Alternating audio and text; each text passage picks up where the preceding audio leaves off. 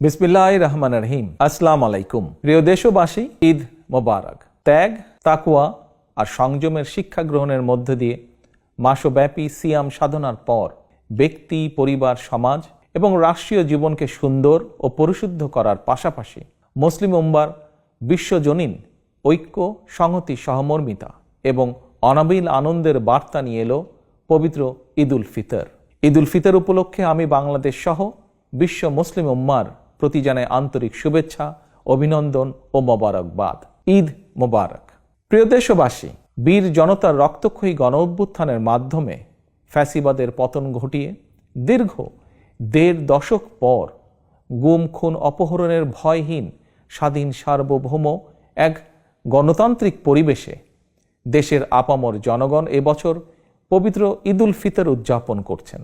এবারের ঈদ আনন্দে তাই যোগ হয়েছে উচ্ছ্বাস, উৎসাহ, উদ্দীপনার এক নতুন মাত্রা। তবে মানুষের মনে পবিত্র আনন্দ উৎসবের এমন এক বাধাহীন উন্মিমুখর সময়ও অনেক মায়েদের মনে নেই ঈদের আনন্দ, অনেক পরিবারে নেই উৎসবের আমেজ। কারণ ফ্যাসিবাদের দীর্ঘ ১.৫ দশকের গুম, খুন, অপহরণ, জুলুম, নির্যাতনে স্বজনহারা, সন্তানহারা লাখো পরিবারে নেমে এসেছিল জাহিলিয়াতের অন্ধকার। শুধুমাত্র জুলাই আগস্টেরই পলাতক স্বৈরাচারের পতনের শেষ দিনগুলোতে প্রাণ হারিয়েছেন নানা শ্রেণী পেশার হাজারো মানুষ।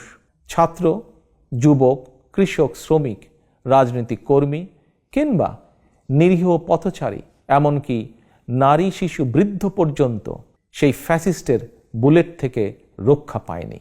আহত হয়েছেন প্রায় ২০,০০০-এরও বেশি মানুষ। ফ্যাসিবাদ পতন আন্দোলনে হতাহতের পরিবারগুলোতে আজ তাই ঈদ উৎসবের বাঁধ ভাঙা উচ্ছ্বাস নেই। ঈদের দিনেও হয়তো সন্তানহারা কোনো কোনো মায়ের চোখে থাকবে পানি। এই আনন্দ ঘন সময়ও স্বজনদের হৃদয় আপনজন হারানোর নিঃশব্দ কান্না।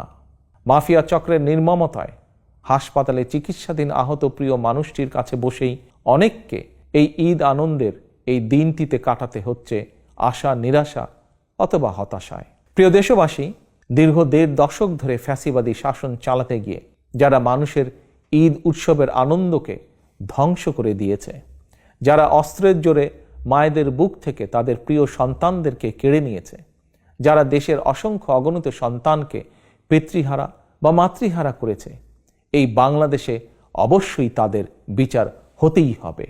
যে কোনো মূল্যে পলাতক স্বৈরাচার আর তাদের দোসরদের বিচারের মুখোমুখি করার মাধ্যমে দেশে আইন ও ন্যায়ের শাসন প্রতিষ্ঠা করে সন্তানহারা মায়েদের মনে, স্বজনহারা শোক সন্তপ্ত পরিবারে একটু হলেও সান্ত্বনার বার্তা দেওয়া হবে।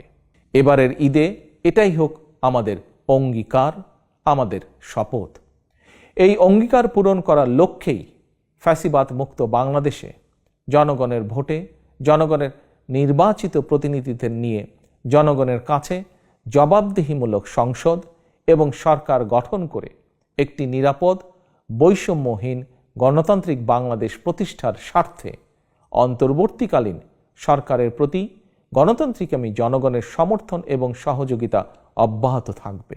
প্রিয় দেশবাসী, আজকের এই পবিত্র দিনে আল্লাহর দরবারে ১৯৭১ সালে স্বাধীনতা অর্জনের যুদ্ধ, ২০২৪ সালে স্বাধীনতা রক্ষার যুদ্ধ এবং দেশে গণতন্ত্র প্রতিষ্ঠা যুদ্ধের সকল শহীদদের আত্মার মাগফিরাত কামনা করছি।